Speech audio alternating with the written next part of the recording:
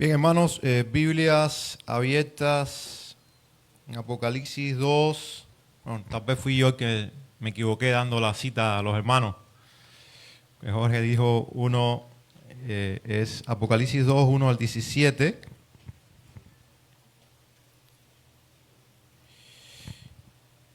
Y vamos a abarcar hoy el mensaje a las 3 primeras iglesias. Tenemos 7 iglesias. Saben ustedes que Apocalipsis muchos lo contemplan dentro de las cartas, una carta más. Muchas veces lo encontramos como un libro por aparte por el género literario que él abarca, es el género apocalíptico, pero tiene la construcción de una carta.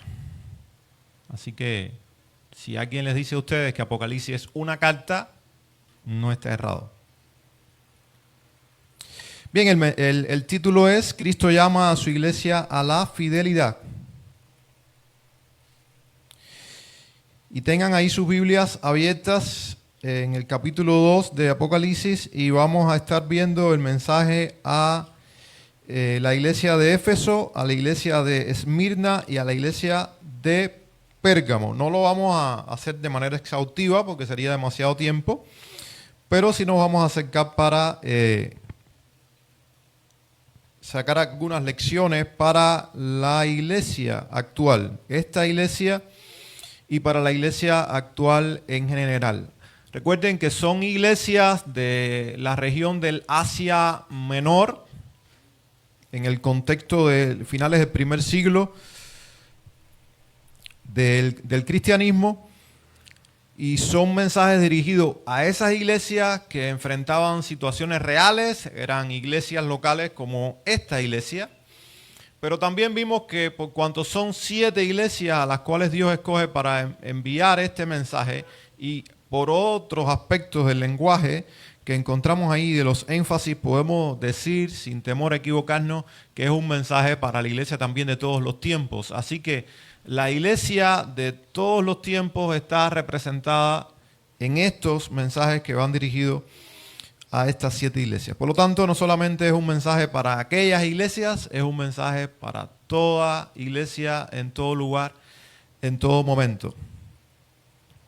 Vivimos en una época en que las iglesias suelen evaluarse con ciertos criterios humanos.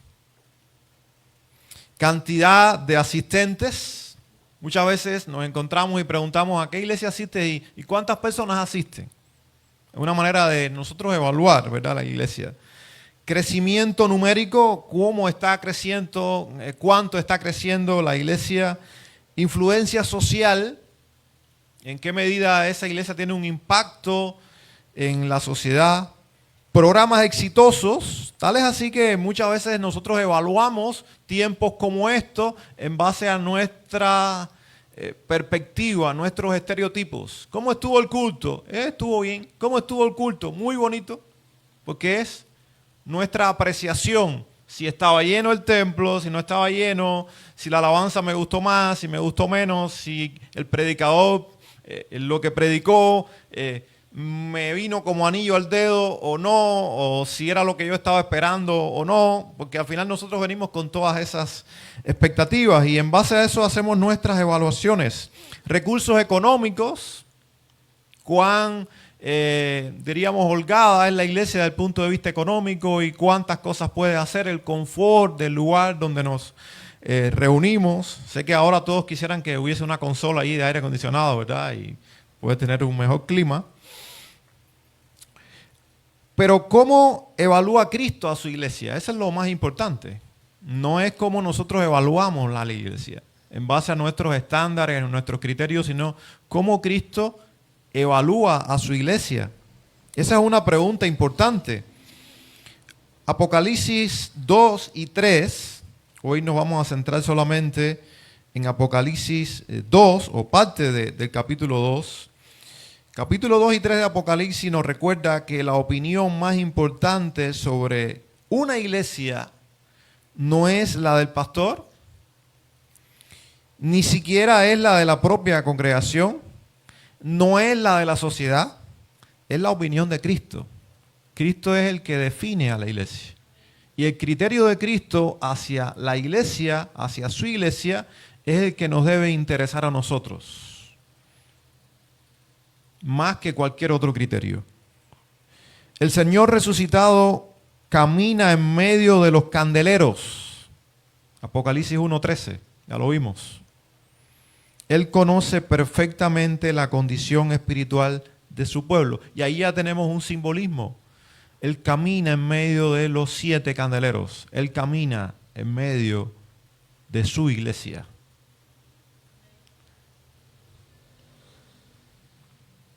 Cristo está dentro de su iglesia. Él observa todo lo que hacemos. Él evalúa todo cuanto nosotros hacemos. Esto es un culto. Decimos, ¿para quién? Para Dios. Pero qué interesante que muchas veces venimos a la iglesia buscando que sean llenadas nuestras expectativas, a veces bastante distorsionadas y desenfocadas.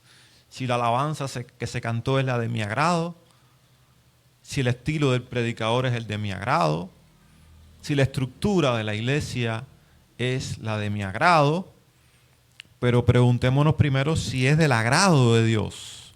Y si es del agrado de Dios, entonces luego veremos si nosotros estamos coincidiendo con los criterios de Cristo. Estas 3 primeras cartas a estas 3 primeras iglesias muestran 3 peligros que amenazan constantemente a la iglesia. Muchos creen, son del criterio, de que estos peligros han estado acechando a la iglesia de todos los tiempos y lo seguirá haciendo hasta que la iglesia sea llevada con Cristo. Si toda iglesia tiene que enfrentar esto. Y toda iglesia tiene que reflexionar en estos llamados de atención del Señor. Porque son peligros que acechan a la iglesia de todos los tiempos. A la iglesia del primer siglo y de todos los siglos que han sucedido hasta la fecha y todos los años que vendrán hasta que el Señor venga por su iglesia. Y aquí tenemos 3 peligros representados en cada una de estas 3 primeras iglesias. Una ortodoxia sin amor, ese es un peligro, y ahora lo explicaré. El temor frente al sufrimiento, porque la iglesia también muchas veces sufre. La acomodación al mundo, 3 peligros que acechan a la iglesia. No son problemas exclusivos del primer siglo, son desafíos permanentes para la iglesia de Jesucristo. Por eso hoy debemos escuchar lo que el Espíritu dice a las iglesias, que es una frase que el Señor repite una y otra vez. Ahí en cada una de estas cartas. Si nos concentramos en el mensaje a Éfeso, ahí capítulo 2, versículos 1 al 7, es la primera iglesia a la cual el Señor se dirige. Cristo llama a una iglesia ortodoxa a recuperar su amor. ¿Qué es una iglesia ortodoxa? Es una iglesia que es correcta doctrinalmente. Una iglesia que desde el punto de vista doctrinal es intachable. Es una iglesia bien preparada. Es una iglesia firme en lo que cree. Es una iglesia que conoce las verdades fundamentales de la palabra de Dios. Es una iglesia ortodoxa. Es una iglesia que tiene discernimiento para saber cuándo está frente a una enseñanza errada. Es a una iglesia a la que no se le puede pasar gato por liebre en materia de doctrina. Eso es una iglesia ortodoxa, una iglesia celosa de la doctrina. La iglesia de Éfeso era esa iglesia. Había tenido muy buenos maestros. Había tenido a Pablo como su fundador. Y fue una iglesia a la cual Pablo le dedicó mucho tiempo. Por lo tanto, fue una iglesia bien instruida doctrinalmente desde el principio. Fue una iglesia pastoreada por Timoteo, discípulo directo de Pablo, con una muy buena doctrina.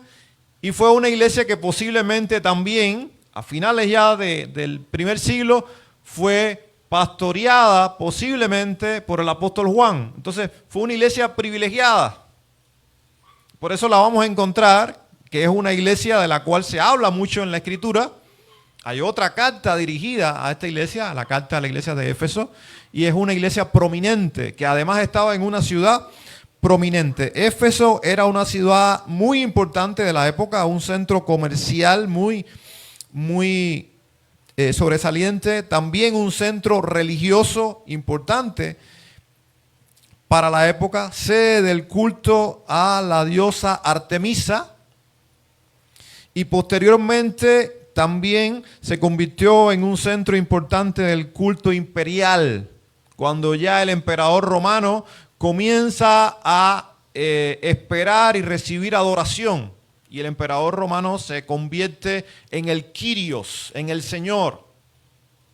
Por eso vamos a encontrar en la Biblia ese contraste donde muchas veces Cristo aparece y en Apocalipsis hay un gran énfasis en ello.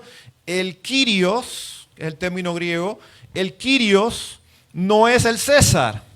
El Kyrios, el Señor, es Jesucristo. Pero ese era un desafío. Y era desafío tal que cuando usted decía el Señor, en aquel momento, el Señor es Cristo, usted está diciendo el Señor no es el César. Por lo tanto, usted se oponía al César y su vida corría peligro. Literalmente, ser cristiano, profesante, en ese tiempo, te podía costar la vida.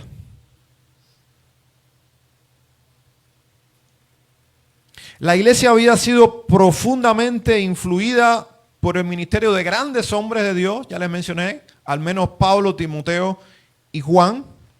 Así que tuvieron maestros muy excelentes en la palabra. Y Cristo comienza elogiando varias virtudes de esta iglesia. Y por favor tengan sus Biblias abiertas y vayan siguiendo. Porque el Señor dice a la iglesia de Éfeso, primero comienza otra vez recordando el que tiene las 7 estrellas en su diestra. Está diciendo el que tiene a las iglesias en su mano, el que tiene el dominio de ellas, que además camina por dentro de ellas, está dentro de ellas. Pero miren los elogios a esta iglesia. Yo conozco tus obras, tu arduo trabajo y paciencia, y que no puedes soportar a los malos. Y has probado a los que se dicen ser apóstoles y no lo son, y los has hallado mentirosos. Y has sufrido, y has tenido paciencia, y has trabajado arduamente por amor de mi nombre, y no has desmayado. ¿Cuántos elogios a esta iglesia? Una iglesia que trabajaba, una iglesia de obras, una iglesia que trabajaba y había trabajado arduamente por el evangelio, una iglesia perseverante, una iglesia con discernimiento doctrinal. Esta iglesia había demostrado una firme oposición contra los falsos maestros. Siempre han existido, y en el primer siglo existían muchos falsos maestros que venían proclamándose apóstoles, y dicen no lo eran falsos apóstoles. Era una iglesia doctrinalmente sólida, una iglesia ortodoxa, como les decía. Sin embargo, nos encontramos un pero en el versículo 4.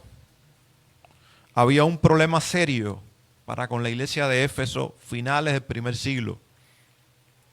Habían abandonado el amor que caracterizó sus primeros años. La iglesia seguía trabajando. La iglesia seguía firme doctrinalmente. La iglesia seguía siendo una iglesia emblemática desde el punto de vista de su discernimiento espiritual y su celo por la sana doctrina. Pero la iglesia había dejado de lado lo más importante. Había perdido de vista la razón primaria por la que existía y por la que hacía todo lo que hacía. Este amor principalmente se refiere a la devoción suprema hacia Cristo, por supuesto, pero manifestada también en el amor fraternal. Nosotros no podemos separar una cosa de la otra. Y cuando el Señor reprende a Éfeso porque habían dejado su primer amor, era porque la iglesia había entrado en una condición de ortodoxia fría. qué peligro. La iglesia que a veces comienza a sentirse superior a la iglesia del lado. La iglesia que comienza a confiar en los maestros que ha tenido, en la historia que ha tenido, y comienza a vivir de eso. Y sin darse cuenta, comienza a descuidar las relaciones. Es la iglesia que comienza a convertirse en una iglesia enjuiciadora, severa, y una iglesia, y es lo más peligroso de todo, que olvida realmente cuál es su propósito, a quién sirve y por qué hace lo que hace. Podemos encontrarnos haciendo muchas cosas y haciendo muchas cosas buenas, pero no necesariamente Cristo está siendo honrado. Si nuestro corazón no está inclinado a hacer lo que hago por amor a Cristo, y por amor a Cristo amo también a los demás y me entrego por amor, ya no solamente por una solidez doctrinal, que es una fortaleza, pero se convierte en un peligro cuando perdemos el foco, como estaba ocurriendo con la iglesia de Éfeso. Una iglesia puede ser bíblicamente sólida, como era esta iglesia, doctrinalmente precisa, activa en el ministerio, y aún así perder aquello que hace que todo tenga valor, el amor por Cristo. Por eso una pregunta siempre que nosotros debemos hacernos es, Señor, ¿por qué estoy haciendo lo que hago? ¿Lo estoy haciendo realmente por amor a ti? ¿O lo estoy haciendo para quedar bien con los demás? ¿O lo estoy haciendo por tradición? ¿O lo estoy haciendo porque no sé hacer otra cosa? ¿O lo estoy haciendo para competir con otros? ¿O para quedar bien conmigo mismo? La ortodoxia sin amor se convierte en una religión fría que termina dañándonos a nosotros mismos y alejándonos de Dios al final. El servicio sin amor, por otro lado, se vuelve mera obligación, un lastre. Hermano, si usted ha perdido el gozo en el servicio, deténgase y no siga sirviendo por compromiso. Sirva por amor al Señor y por amor a su iglesia. Debemos preguntarnos, ¿aún nos deleitamos en Cristo? Después de 2 años, después de 5 años, después de 20 años, después de 30 años, ¿aún me deleito? Aún me deleito cuando abro su palabra, aún me deleito cuando escucho un canto, aún me deleito cuando hago algo para servir al Señor. ¿O lo estoy haciendo por costumbre? Nuestra fidelidad doctrinal está acompañada o debe estar acompañada por afecto genuino al Señor. Es el móvil principal. Lo que hacemos es para Él, por amor a Él, por gratitud a Él. Y fíjense si es un peligro latente que estamos hablando de una iglesia ejemplar.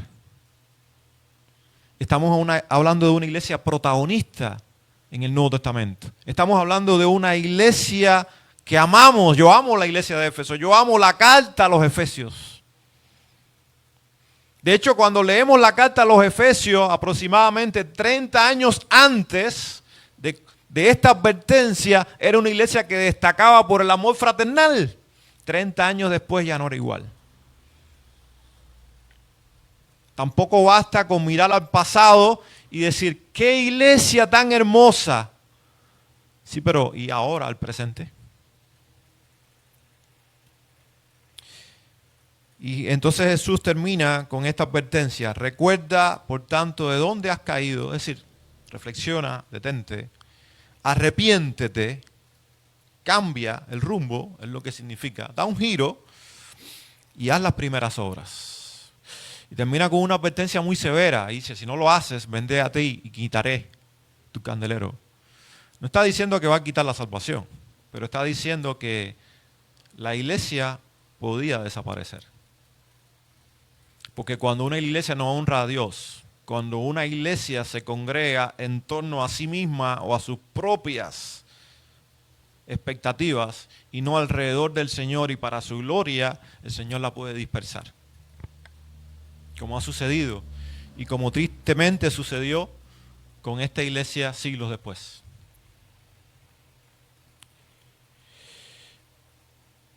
Vamos a la iglesia de Esmirna y nos encontramos a Cristo llamando a una iglesia sufriente a permanecer fiel en medio del sufrimiento. Versículos 8 al 11. Esmirna era una ciudad orgullosa de su lealtad a Roma. Cuando uno estudia la historia, y hoy ustedes tienen acceso a mucha información, internet, usted puede indagar de Esmirna, y van a encontrar que en su trasfondo y en su contexto pasado fue una ciudad muy leal a Roma. Roma, estamos hablando del imperio romano. Y en esa lealtad a Roma se convirtió en una ciudad donde el culto al emperador tenía gran importancia ahí. Entonces se convirtió en una ciudad muy idólatra, que tenía al emperador como un dios y lo adoraba. Los cristianos entonces, que ya les explicaba que decían, el Kyrios, el Señor, no es César, es Cristo, tenían que pagar un precio por eso. Y como que en el contexto de Esmirna, decir el César es el Señor, por cuanto era una ciudad muy leal a Roma y al César y muy idólatra, el precio a pagar era alto por los cristianos de Esmirna, al punto de que sufrían persecución, su vida estaba en peligro constantemente, vivían, podemos decir literalmente, una agonía para defender su fe y su lealtad a Cristo, y eso también traía como consecuencia que fueran creyentes pobres, que vivían en pobreza y pobreza extrema. A diferencia de Éfeso, Cristo no formula ninguna reprensión a esta iglesia. Prácticamente todos son palabras de elogio y de afirmación, de aliento para esta iglesia. Vamos allí y leemos algo. Dice, escribe al ángel de la iglesia en Esmirna, el primero y el postrero, el que estuvo muerto y vivió, dice esto. Yo conozco tus obras y tu tribulación. Era una iglesia que estaba sufriendo por ser leal a Cristo. Y tu pobreza, pero miren qué dice entre paréntesis, pero tú eres rico. Contrasta directamente con la séptima iglesia, que allí vamos a llegar en el próximo mensaje, que es la iglesia de la Odisea, que era una iglesia rica, pero Cristo le dice, eres pobre. ¿Ven? No es el criterio de los hombres, no es el criterio de la sociedad, es el criterio de Cristo. Muchas veces la iglesia de Paso Ancho se ha catalogado como una iglesia pobre. Ahora la pregunta es si somos una iglesia pobre para Cristo. Porque si para Cristo somos una iglesia pobre, eso sí nos debe preocupar. No que seamos una iglesia pobre desde el punto de vista monetario en los estándares económicos. Porque Esmirna era una iglesia pobre, de gente que no tenía nada, de gente sufriente, atribulada. Conozco, le dice el Señor, tu pobreza, pero tú eres rico. Tú eres rico. Dice, y la blasfemia de los que se dicen ser judíos y no lo son, sino sinagoga de Satanás. Había un grupo de judíos que no eran judíos verdaderos, no porque no lo fueran desde el punto de vista del linaje, sino que no lo eran en cuanto a fe. Espiritualmente no eran judíos, el Señor no los reconoce como tal. Y les llama sinagoga de Satanás. ¿Por qué? Porque eran también unos idólatras y además de eso se atrevían a perseguir a los hijos de Dios. Eran enemigos de Dios. Y luego viene con una palabra de aliento, no temas en nada lo que vas a padecer. El Señor le da una palabra de aliento, pero en medio de la tribulación, porque le está diciendo, va a seguir la tribulación, va a empeorar, pero no temas. Le dice que iban a estar, que el diablo echaría a alguno de ellos en la cárcel por 10 días. Es difícil interpretar si está hablando de 10 días literales o si está hablando de un periodo más extenso, representado en 10 días. Lo que sí sabemos es que el Señor le estaba advirtiendo que la tribulación seguiría, la persecución seguiría, el sufrimiento seguiría, pero le promete que Él estaba con ellos y que no estaba ajeno a lo que estaban sufriendo. Entonces la iglesia sufría pobreza, sufría oposición, sufría calumnias, persecución inminente que se acercaba. Sin embargo, Cristo le dice, tú eres rico. Esta pobreza probablemente estaba relacionada con la marginación social que sufrían los creyentes por causa de su fe y no tenían las mismas posibilidades que los demás. Tenían que estar sobreviviendo por cuenta de su fe. Pero su verdadera riqueza no era material, sino espiritual. Fíjense, qué interesante, ¿verdad? Además, Cristo se presenta como el primero y el postrero, el que estuvo muerto y vivió. Así se presenta esta iglesia. Y esto tiene una repercusión importante para esta iglesia. ¿Por qué? Porque precisamente el Cristo que venció la muerte anima a una iglesia amenazada por la muerte. Y le está diciendo, en otras palabras, aunque venga la muerte, yo vencí la muerte. Aunque viniera la muerte, no va a ser el final para ti. Porque yo también tengo el dominio de la muerte. Era la mejor palabra de esperanza y de aliento para una iglesia sufriente como Esmirna. Hermanos, la fidelidad a Cristo puede tener un costo. De hecho, siempre tiene un costo ser fiel a Cristo. Aunque no estemos en un contexto de persecución inminente, ser fiel a Cristo en el trabajo, ser fiel a Cristo en el colegio, ser fiel a Cristo a veces en una familia donde nuestros familiares no son creyentes y no nos entienden. Ser fiel a Cristo en una sociedad que no le conoce es un desafío. Y hay un precio a pagar. En Cuba por muchos años, por ser cristiano, a usted no le daban derecho a una carrera universitaria, aunque fuera el primer expediente. Porque era cristiano. Había un precio a pagar. Y muchos creyentes escondieron su fe para ganar una carrera. Pero otros dijeron, yo soy cristiano. Y si no puedo alcanzar una carrera, la que he soñado, la que he anhelado y la que tengo méritos para alcanzar, no importa. Primero, Cristo. Y Dios ha recompensado a esas personas. Y si no lo recompensó aquí, su recompensa está garantizada allá. Pero hay un precio a pagar.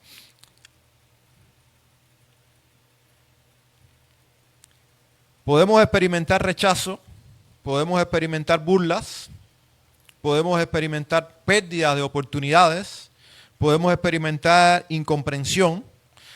Apocalipsis corrige la idea de que el sufrimiento indica ausencia del favor divino. Eso lo rechaza Apocalipsis. Porque Esmirna es una de las iglesias más halagadas. Podemos decir que es la iglesia que el Señor abraza, la alienta, la conforta y es la iglesia más sufriente. Entonces cuando viene un problema a tu vida, una situación, algo que no esperas, no es que Dios te está castigando. No es ese el Dios de la Biblia, no es ese el Evangelio. A veces no entendemos por qué Dios trae ciertas cosas o permite ciertas cosas en nuestra vida.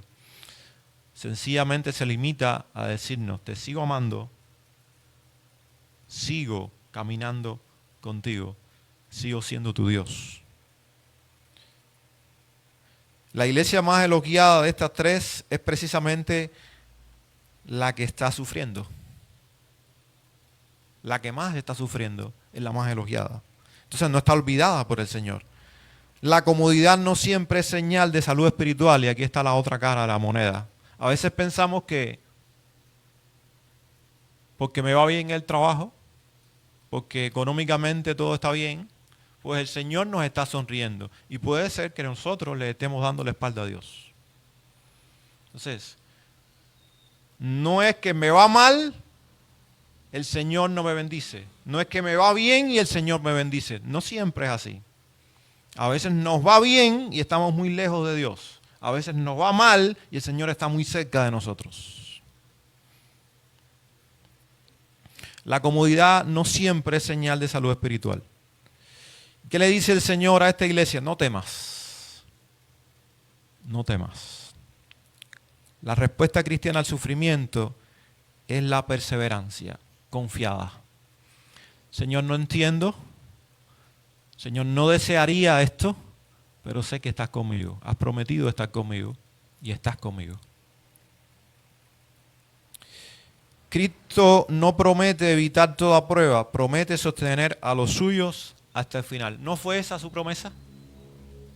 En el mundo tendréis aflicción, pero confiad, yo he vencido al mundo. Y vamos a la última iglesia, es la iglesia de Pérgamo. Y en este caso nos encontramos a Cristo que llama a una iglesia tolerante a resistir la presión del mundo. Porque este es otro de los peligros, ¿verdad?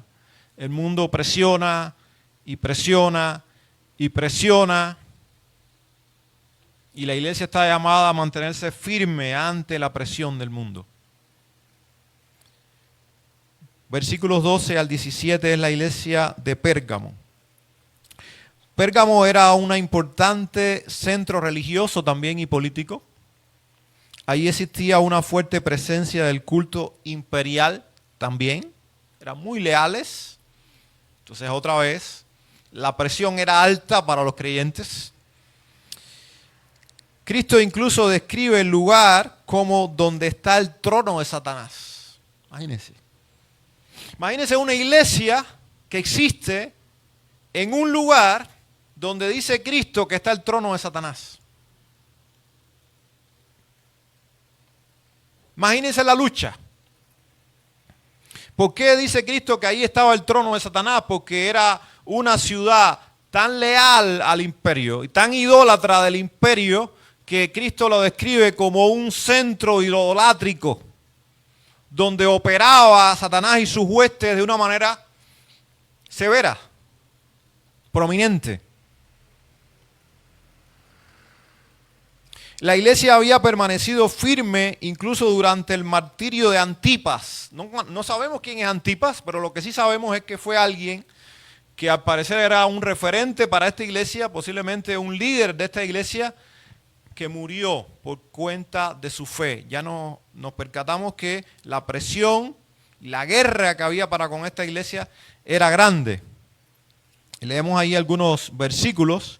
Dice, escribe al ángel de la iglesia en Pérgamo, el que tiene la espada aguda de 2 filos, dice esto: yo conozco tus obras y dónde moras. Es decir, sé dónde estás, sé lo que estás enfrentando, dónde está el trono de Satanás, pero retienes mi nombre.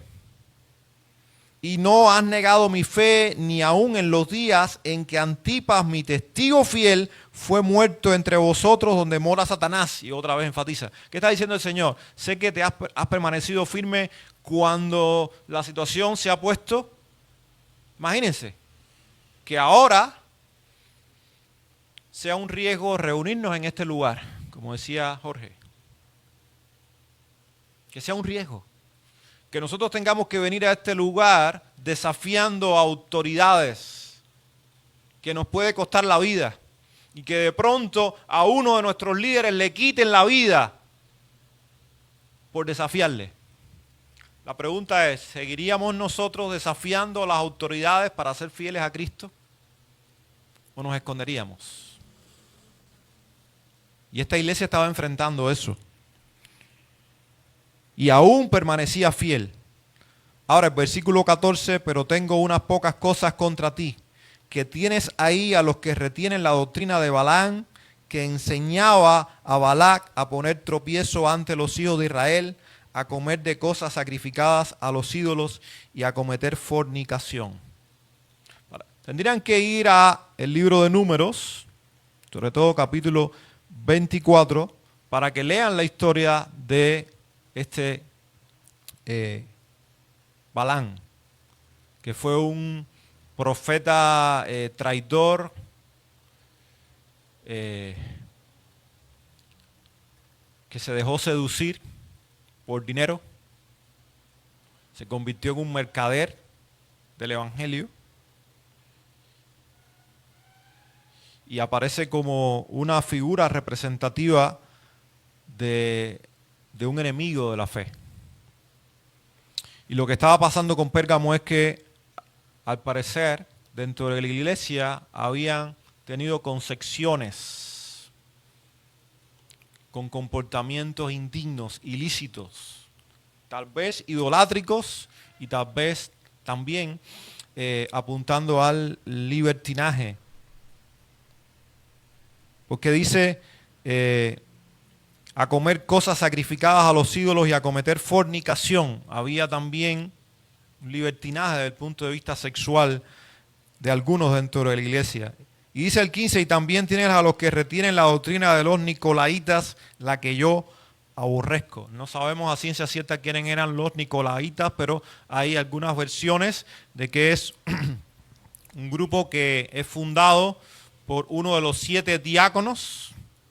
¿Recuerdan? Nicolás es el 7º de los diáconos que se menciona.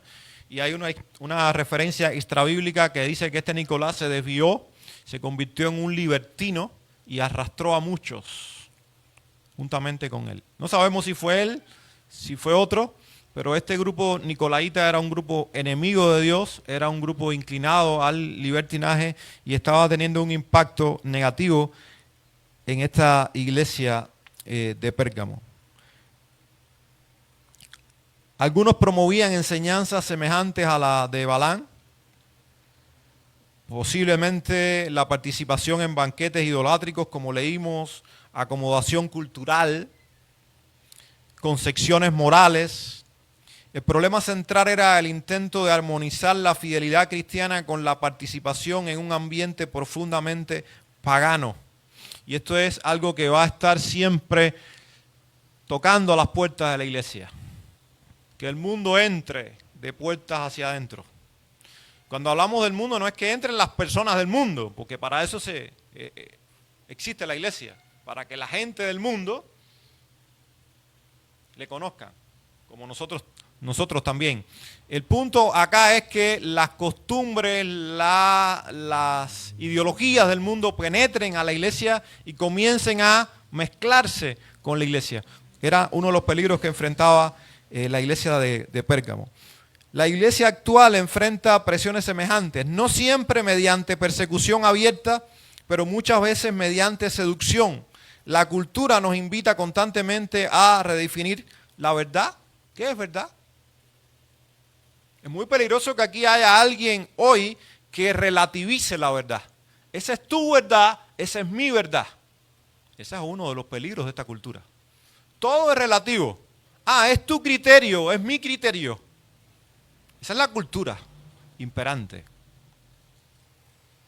La moralidad. ¿Qué es correcto y qué es incorrecto? Y ahí entra el relativismo, que a veces no somos tan conscientes de cuánto nos ha penetrado el relativismo. Tu moral, mi moral. Tu verdad, mi verdad. Y hemos puesto al nivel de la ética, la moralidad, al punto de que vamos a los diccionarios modernos y aparecen en muchos diccionarios como sinónimos. Ética y moralidad no son sinónimos. Ética es lo que establece que es correcto, ¿cuándo? Siempre. Moral es lo que una cultura define como lo correcto, que hoy puede ser y mañana no. Si nosotros unimos esas dos cosas, nosotros estamos en un grave peligro, porque la Biblia deja de ser palabra autoritativa para nosotros. Y ya no es la verdad eterna que trasciende todas las épocas y todas las circunstancias, sino que entonces vamos a la Biblia y la relativizamos. Lo que tú crees, lo que yo creo. Y al final se convierte en lo que tú quieres creer y lo que yo quiero creer, y no en lo que Dios dice que es. Eso es un peligro que enfrenta la iglesia de hoy, posiblemente como nunca antes. Y ahí entonces no sabemos ni cuál es nuestra identidad. Y entonces a la hora de obedecer decimos, ¿a dónde voy? Porque no hay nada definido en nosotros. La tentación no siempre consiste en abandonar completamente a Cristo. A menudo consiste en intentar seguir a Cristo mientras adoptamos los valores del mundo. Sigo a Cristo, soy cristiano, pero de la manera que me conviene. Mientras también me amoldo al mundo. ¿Qué decía Pablo a los romanos? No conforméis a este siglo, sino transformados por medio de la renovación de vuestro entendimiento. Recuerdo un libro que leí de un pastor amigo, Vivir contracorriente. La vida cristiana, hermanos, es contracorriente. Contracorrientes idolátricas, contracorrientes filosóficas, contracorrientes morales. Pero la iglesia no está llamada a parecerse al mundo, está llamada a dar testimonio en medio del mundo. Por eso termina otra vez diciendo, arrepiéntete. El amor al mundo siempre requiere arrepentimiento. ¿Qué decía Santiago con relación a esto? Si te conviertes en amigo del mundo, inmediatamente te conviertes en enemigo de Dios. Así que estas tres iglesias revelan tres peligros permanentes que acechan a la iglesia. Éfeso nos advierte contra la ortodoxia sin amor. Esmirna nos enseña la fidelidad en el sufrimiento. Pérgamo nos alerta contra el compromiso con el mundo. Sin embargo, el énfasis principal no recae sobre las iglesias. El énfasis principal recae sobre Cristo, que es el Señor de la iglesia. Él es quien conoce a su pueblo, Él es quien corrige a su pueblo. Por eso Apocalipsis es para la iglesia de hoy y este mensaje es para la iglesia actual. Él es quien sostiene a su pueblo y Él es también quien recompensa a su pueblo. Porque esa parte no la vimos, pero cada uno de los mensajes a la iglesia termina con una promesa de recompensa. Pero una recompensa que también va equiparada a la fidelidad. Cada carta termina con una promesa: al que venciere. Los vencedores no son cristianos perfectos. Los vencedores son los creyentes que perseveran en la fe hasta el fin, que al final terminan siendo los verdaderos creyentes, los que perseveran en la fe hasta el fin. Iglesia, escuchemos hoy la voz de Cristo. Si nuestro amor se ha enfriado y sospechamos que ha sido así, volvamos a Él, a las primeras obras. Si estamos atravesando pruebas, permanezcamos fieles en medio de la prueba, porque Él nos sostiene. Si estamos siendo seducidos por el espíritu de este siglo, arrepintámonos y resistamos. El mismo Señor que caminaba entre aquellas iglesias del siglo I, sigue caminando en medio de su iglesia hoy. Por eso Él puede decir también: iglesia de Paso Ancho, yo conozco tus obras y conozco todo lo bueno que has hecho y haces, pero también conozco tus debilidades. También conozco tus desviaciones. ¿Cómo termina el Señor diciendo? El que tiene oído, oiga lo que el Espíritu dice a las iglesias. Amén.